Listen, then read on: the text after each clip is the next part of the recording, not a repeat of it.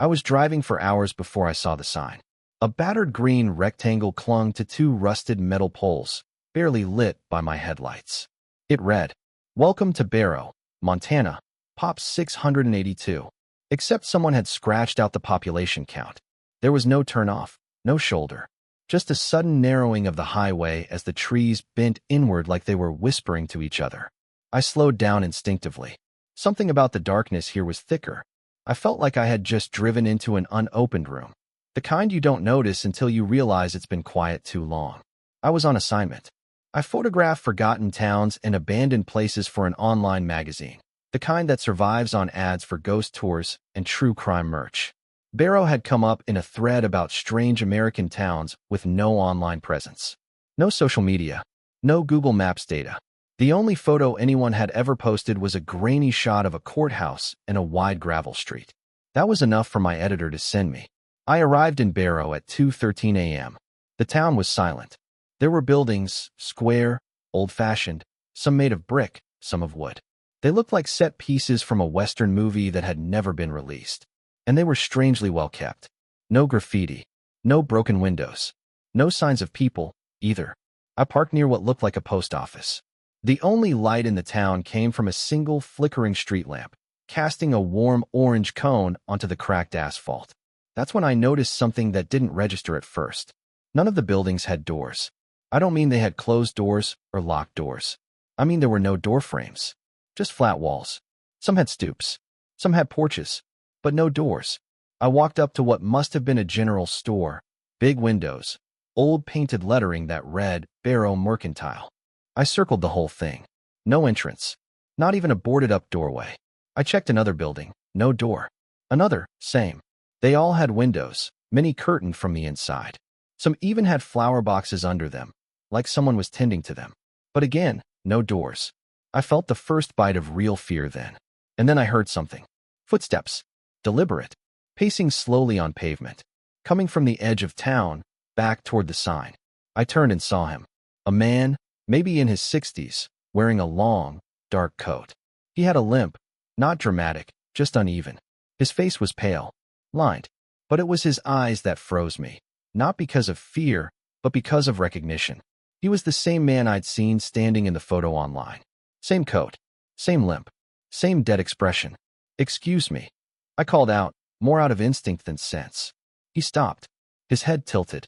"You shouldn't be here," he said. His voice was hoarse, like it had been unused for days. "I'm doing a piece on forgotten towns," I said. Barrow seemed interesting. "But no one remembers Barrow," he said. "That's why it's still here." "What do you mean?" He walked closer.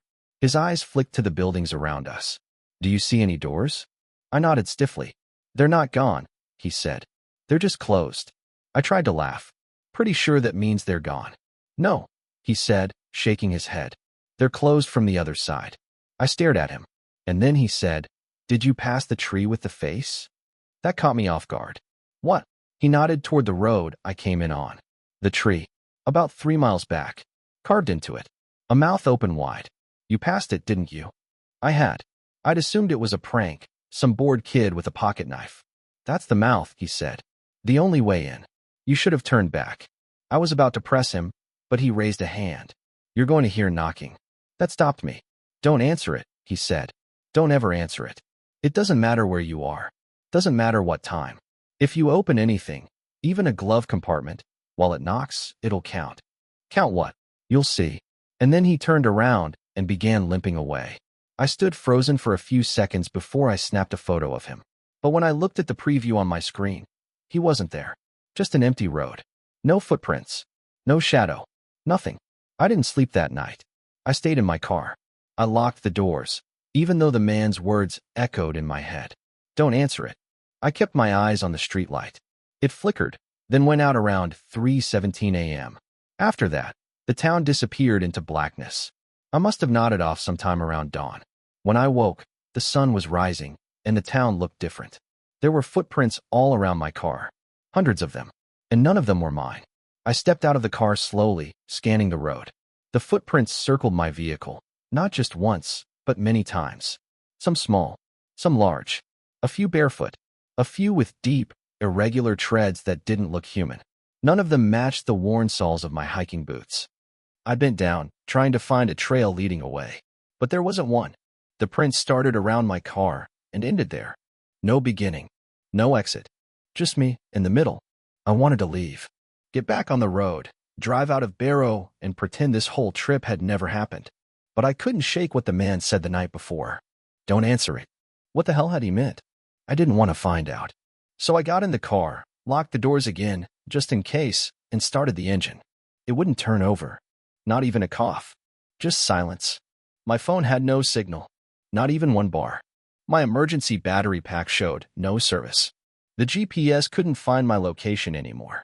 Just a gray screen with the word searching. I laughed. That panicked kind of laugh where your brain tries to override fear with logic, but fails. I looked around again. The building still had no doors. And then I saw something new. A curtain, moving. It was in the window of the post office. A slow sway. Like someone had just pulled it back to peek out, and then let go. I grabbed my camera and snapped a photo. But in the preview, again, nothing. No curtain. No shadow. No movement. Just an empty window. I decided to walk. If Barrow had no doors, then there had to be someone behind the walls. And I needed answers. Maybe there was a municipal building, or a cellar entrance, or something hidden behind the town. As I walked, I noticed something odd about the buildings. The windows, they were different now. Higher. Narrower. And they were all closed. Not one was open to the air. Not even cracked. I passed what looked like a schoolhouse. A faded sign outside read, "Knowledge begins in silence." A church with a boarded belfry. No cross. Just an iron ring hanging from the bell tower, rusted and unmoving. Then I saw it. A white house at the end of the gravel street, with ivy climbing its walls and a weather vane spinning lazily on its roof. And someone standing in the window. A little girl. She had dark braids and pale skin, and she didn't move. Just stared down at me through the glass. No expression. I lifted my hand slowly in a wave. She didn't respond. But behind her, something moved, a second figure. Much taller. Barely visible. Just a shape, shifting like shadow through fog. And then the girl blinked and vanished. The entire window went black, as if a sheet had been dropped over it from inside. The sound came that night. Knocking. It wasn't on my car. It wasn't on any building. It was everywhere. A slow, deliberate knock, knock, knock. Steady. Too steady. Like it had been practicing. I curled into the driver's seat, watching the windshield. But there was nothing outside. Then my glove box creaked. I froze. Not opened. Not fully. Just a few millimeters. Just enough.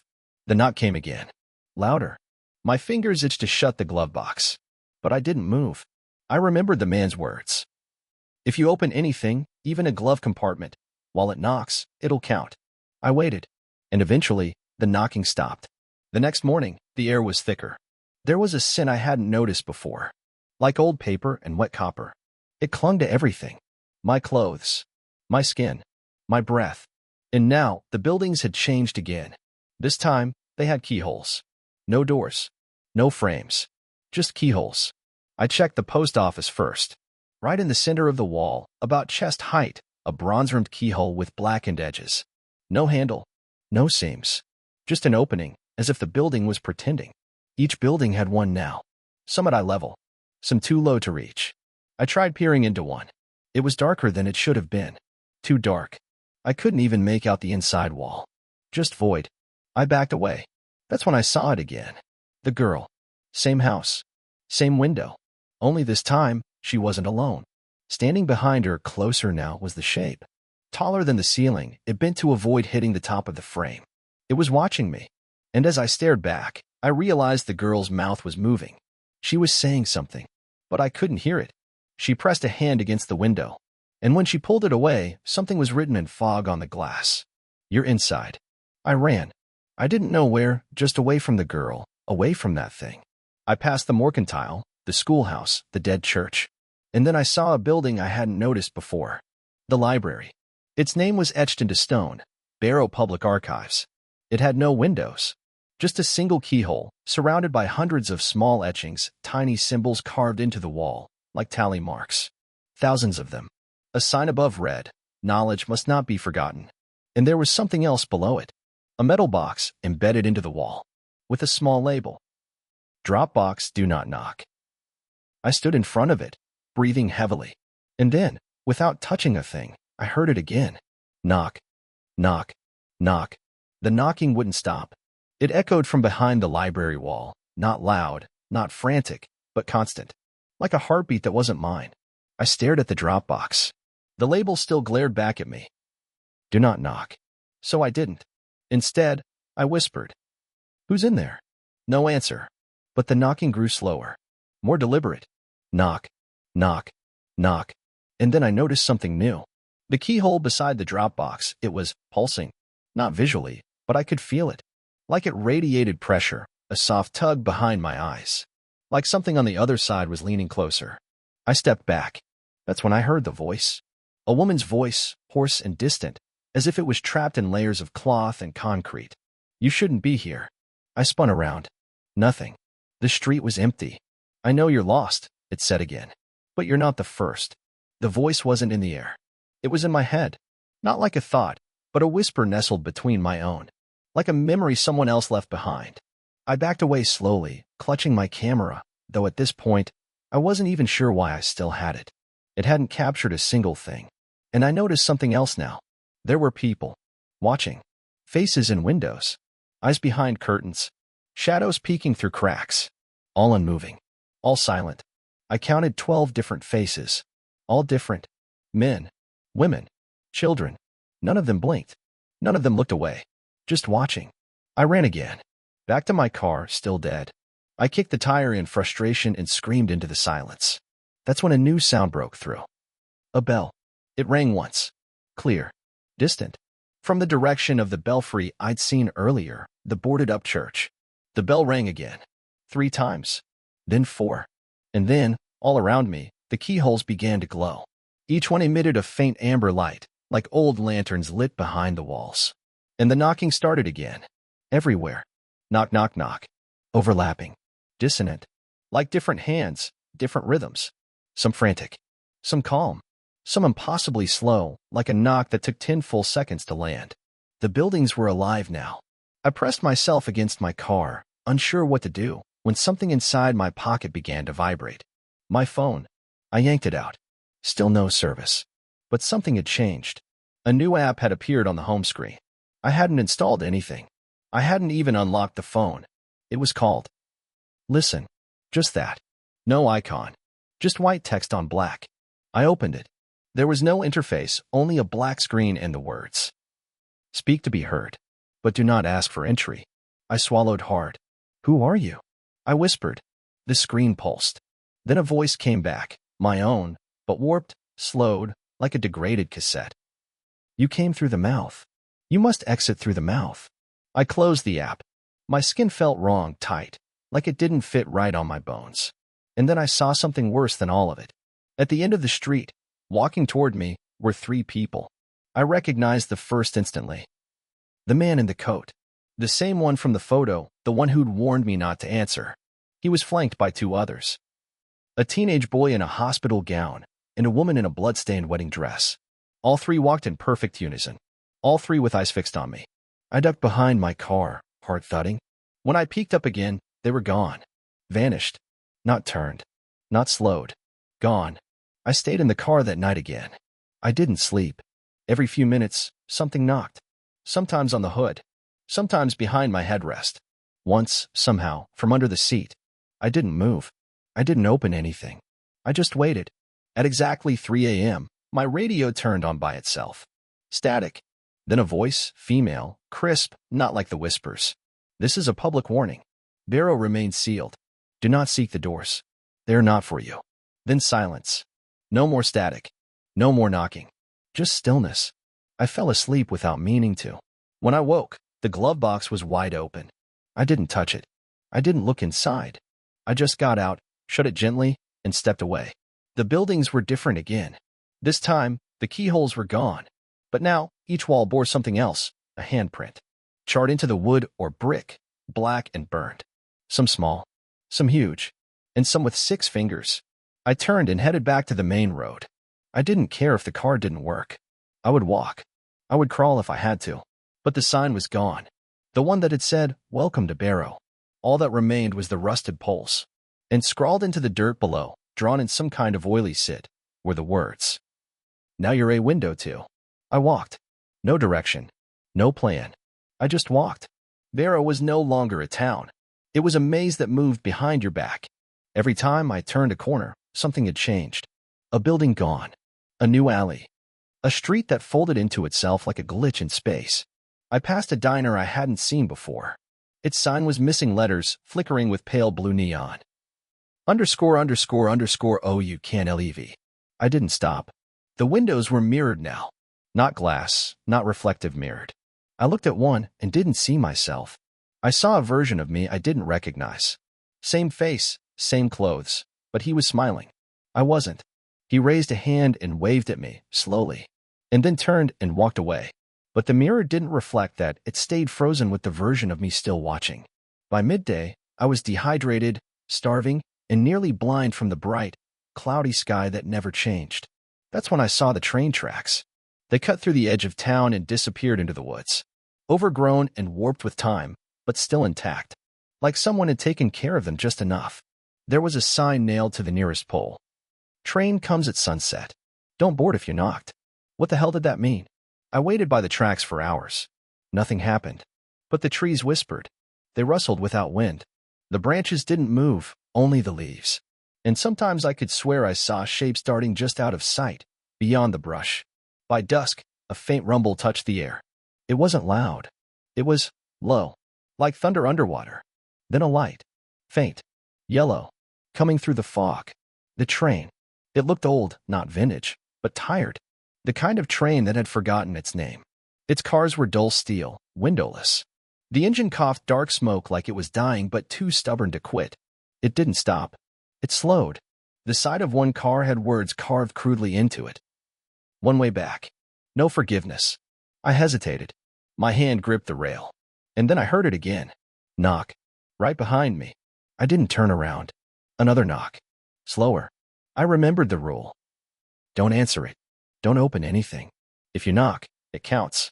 I hadn't knocked. I hadn't touched anything. But what if I had? What if opening the glove box counted? The train screeched. Slowed more. The doors opened. Inside, darkness. And then, movement. Something slithered inside. Not human. Not animal. Just motion. The steps folded open for me. But before I could move, a voice hissed in my ear. Not in my head. In the air. "You already opened it.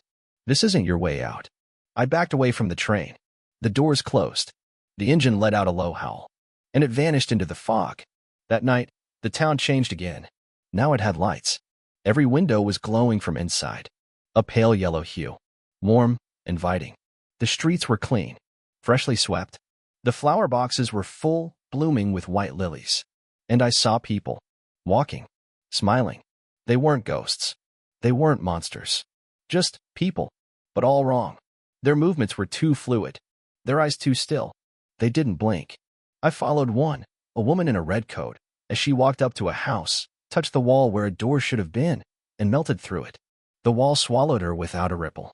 I tried it myself. I walked up to a nearby wall, one of the houses I'd passed dozens of times. I raised my hand.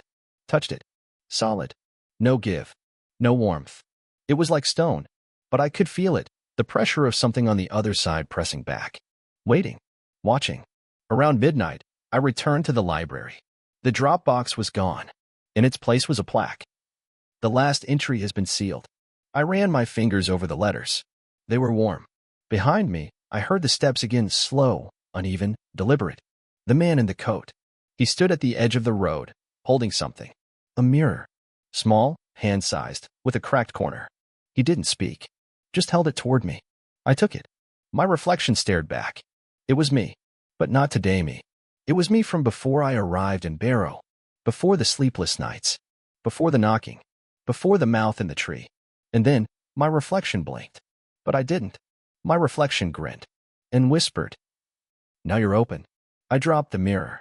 It hit the ground with a soft clink and didn't break further. The reflection stayed, trapped inside the glass. Still smiling. The man in the coat was gone again. Just like before.